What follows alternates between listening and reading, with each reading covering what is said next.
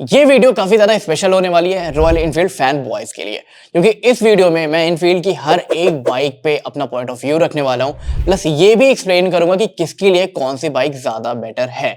आपको पता होगा कि एनफील्ड का जो लाइनअप है वो शुरू होता है 350 सीसी से और खत्म होता है 650 सीसी पे। अब इसमें ध्यान देने वाली बात यह है कि एनफील्ड की टोटल 14 बाइक्स आती है, जिसमें से 5 बाइक 350 सीसी में आती है। तो मोस्टली मैंने देखा है लोगों को 350 सीसी में कंफ्यूज होते हुए कि यार ये मीटियोर 350 लेनी है, हंटर 350 लेनी है या फिर बुलेट या क्लासिक पे जाना है। तो सबसे पहले शुरू करते हैं प्राइस रेंज से। अगर आपका बजट 1.5 लाख से लेके 1.7 लाख के बीच में है और आपको कुछ ऐसी हाई एक्सपेक्टेशंस नहीं है कि मैं क्रूजर बाइक लूंगा या फिर मुझे ऑरा मेंटेन करके चलना है, तो आप हंटर 350 ले सकते हो।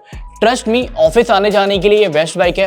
हाँ, लॉन्ग टूरिंग के लिए मैं बोलूंगा कि हंटर 350 को इंक्लूड मत करना, क्योंकि इसके जो सस्पेंशन है वो इतने ज्यादा स्टिफ है ना कि आपका बैक ऐसे से ऐसे होने में टाइम नहीं लगता। दूसरी चीज, इसका जो सीट है वो भी उतना अच्छा नहीं है। एक और चीज, अगर आप हंटर 350 ले रहे हो तो हैंडल बार रेजर का यूज जरूर करना, जिससे आपका सिटिंग पोस्चर थोड़ा सा बेटर हो सके। इसी लाइनअप में इनकी नेक्स्ट बाइक आती है बुलेट 350। तो अगर आपको ऑरा मेंटेन करना है, गांव में इलेक्शन वगैरह लड़ना है, प्रधानी वगैरह का, विधायक वगैरह का, तो ये बाइक आपके लिए बहुत ज्यादा बेस्ट है। रीजन है, मैं बता रहा हूँ, क्योंकि क्लासिक 350 थोड़ी सी क्लासी लगती है, वो मॉडर्न टच के साथ में आती है, बट बुलेट 350 रेट्रो टच के साथ में आती है और इसमें आज की डेट में भी कोई ऐसे खास मॉडर्न फीचर्स मिलते नहीं है। बट ये हंटर 350 से थोड़ी सी एक्सपेंसिव है। तो बुलेट 350 उन लोगों के लिए है जिनको अभी भी रेट्रो लुक चाहिए, वो जो विलेज वाला टिपिकल लुक आता है, या कह सकते हो भौकाल जमाना है। अगर ये सारी चीजें करनी है तो आप बुलेट 350 पे जा सकते हो। इसी लाइनअप में अगली 2 बाइक है, गोआन क्लासिक 350 और एक है classic 350। Trust me, Goan classic 350 क्यों है ये मुझे नहीं पता, बट वो एग्जिस्ट करती है। अगर आप थोड़े से जल्दी टाइप के हो, आपको थोड़ी सी कलरफुल चीजें पसंद है, 7 कलर वाली जो चीजें आती है, तो आप गोआन 350 में जा सकते हो। तू समझा? हाँ। नहीं, तू समझा नहीं। अब गोआन 350 को लोग मानते हैं कि एक बॉबर टाइप की मशीन है, बट ट्रस्ट मी, ये कोई प्योर बॉबर टाइप की मशीन नहीं है। अगर आपको बॉबर मशीन में जाना है तो या तो आप पेराक ले सकते हो या फिर आप ले सकते हो बॉबर, जो जावा की आती है। बट इनफील्ड का गोआन क्लासिक 350, इसकी एग्जिस्टेंस मुझे नहीं समझ में आ रहा है कि इसको मैं रखूं कहां पे। बट स्टिल, अगर आपको सिंगल सीटर बाइक लेनी है तो भी मैं यही रिकमेंड करूंगा, गोआन क्लासिक को डिच करके क्लासिक 350 ले लेना। क्योंकि गोआन क्लासिक में एक और प्रॉब्लम है, इनके जो डुअल कलर टायर्स आपको देखने को मिल रहे हैं ना, उसका व्हाइट वाला पार्ट बहुत जल्दी गंदा हो जाता है और एक बार गंदा होने के बाद वो अच्छा लगता भी नहीं है। तो गोआन क्लासिक 350 को डिच कर देना। क्लासिक 350 ओवरऑल हर एक चीज में बेस्ट है। अगर आपको लॉन्ग राइड करनी है तो भी अच्छी है, ऑफिस जाना है तो भी अच्छा है। इनफैक्ट अभी इसका एक नया कलर आया है जो है ऑल ब्लैक कलर, वो मेरा पर्सनल फेवरेट है। अगर किसी को मैस्कुलिन टाइप की बाइक चाहिए तो आप क्लासिक 350 ले सकते हो। इसी इंजन के साथ में एक और बाइक आती है, मीटियोर 350। वो एक प्योर क्रूजर मशीन है। उसका जो सिटिंग पोस्चर है वो रिलैक्स सिटिंग पोस्चर है। हैंडल बार थोड़े से ऊपर साइड में है, पैर आप थोड़े से आगे की तरफ रखते हो, फिर वो ब्रेक वाले हो या फिर गियर शिफ्टिंग वाले। अब दोनों में ही एक चीज देखने को मिलती है, क्लासिक से भी आप लॉन्ग टूर कर सकते हो, मीटियोर से भी आप लॉन्ग टूर कर सकते हो, बट क्लासिक का जो ग्राउंड क्लियरेंस है वो थोड़ा सा बेटर है मीटियोर 350 के कंपैरिजन में। एक और चीज है, मीटियोर 350 बैठने के बाद भी थोड़ी सी नीचे आ जाती है, उसकी सीट हाइट भी थोड़ी सी कम है। तो अगर आपके साथ में एक हाइट इशू है, आप क्लासिक 350 मेंटेन नहीं कर पा रहे हो किसी भी रीजन की वजह से, मोस्टली मैंने एक चीज देखा है कि लड़कियों की हाइट, एवरेज हाइट इंडिया में 5'4" के अप्रॉक्स है और लड़कों की एवरेज हाइट इंडिया में 5'7" के अप्रॉक्स है। तो मीटियोर 350 मेरे हिसाब से लड़कियों के लिए ज्यादा बेटर है और क्लासिक 350 लड़कों के लिए ज्यादा बेटर है। बट स्टिल, अगर आपको एक टर्मिनेटर लुक वाली मशीन चाहिए तो आप मीटियोर 350 पे जा सकते हो, उस पे भी आप लॉन्ग राइड्स कर लोगे। बट कुछ एरियाज अगर आपके सामने ऐसे आ रहे हैं जहाँ पे बम्प्स ज्यादा है, जहाँ पे ब्रेकर्स बहुत ही ऊंचे ऊंचे हैं, जैसे गुड़गांव का कुछ एरिया है, तो वहां पे मीटियोर 350 लॉन्ग टर्म में नीचे से डैमेज हो जाएगी। अब आप डिसाइड कर सकते हो कि आपको मीटियोर 350 पे जाना है या फिर क्लासिक 350 पे जाना है। बाय द वे, एक बाइक में बताना भूल गया था, वो है स्क्रैम 440 रॉयल एनफील्ड के साइड से।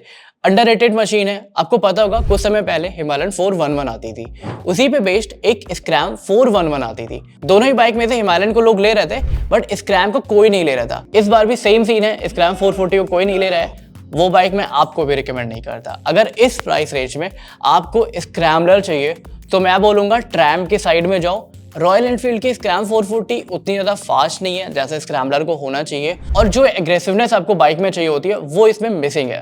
तो इस बाइक को इग्नोर कर सकते हो, बट स्टिल अगर आपको रॉयल एनफील्ड की ही लेनी है और स्क्रैम्बलर बाइक चाहिए तो स्क्रैम 440 इज है। एक फनी बात यह है कि जितना लोग स्क्रैम 440 को पसंद नहीं कर रहे हैं, उससे कहीं ज़्यादा लोग गोरिल्ला 450 के फ़ैन हैं, और सेम चीज़ मेरे साथ में भी है।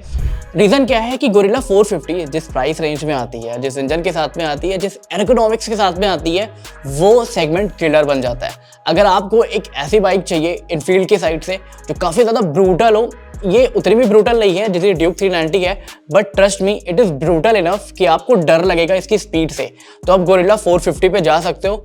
एक चीज़ और है, इस बाइक को आप इजीली हैंडल भी कर लोगे। अब आ जाते हैं हम सबके फेवरेट हिमालयन 450 पे। इस बाइक को किसी भी इंट्रोडक्शन की जरूरत नहीं है। जब से हिमालयन लॉन्च हुई है तब से जितने लोग ट्रैवल करते हैं, एडवेंचर करते हैं, ऑफ रोड करते हैं, ये बाइक हम सबकी फेवरेट है, और सेम चीज़ कंटिन्यू करते हैं हिमालयन 450 के साथ में भी। अभी अगर आप एक ऐसे सिचुएशन में हो जहाँ पे आपको समझ में नहीं आ रहा है कि आपको कौन सी बाइक लेनी चाहिए, बट आप ऐसी जगह पे रहते हो जहाँ पे रोड बहुत ज़्यादा खराब है, तो रॉयल एनफील्ड की ही सारी बाइक को डिच करना, इनफैक्ट KTM को भी डिच कर देना और हिमालयन 450 ले लेना। ट्रस्ट मी, लॉन्ग टर्म में ये bike most value for money bike आपके सामने बन करके आएगी। उसी के साथ ही इस बाइक को आप हर जगह पे यूज़ कर सकते हो। डेली ऑफिस जाना है वहाँ पे भी यूज़ कर सकते हो, डेट पे अगर जाते हो तो भी यूज़ कर सकते हो, काफ़ी कूल लगती है देखने में। उसके साथ अगर लद्दाख जाना है, इंडिया टूर करना है, वहाँ पे तो यूज़ ही कर सकते हो। अगर आप गुड़गांव में भी रहते हो जहाँ पे आधी बाइक पानी में डूब करके चलती है, तो ये बाइक आपके लिए वन ऑफ द बेस्ट है। अब आ जाते हैं प्रीमियम सेगमेंट पे, जो है इनफील्ड का 650cc सेगमेंट।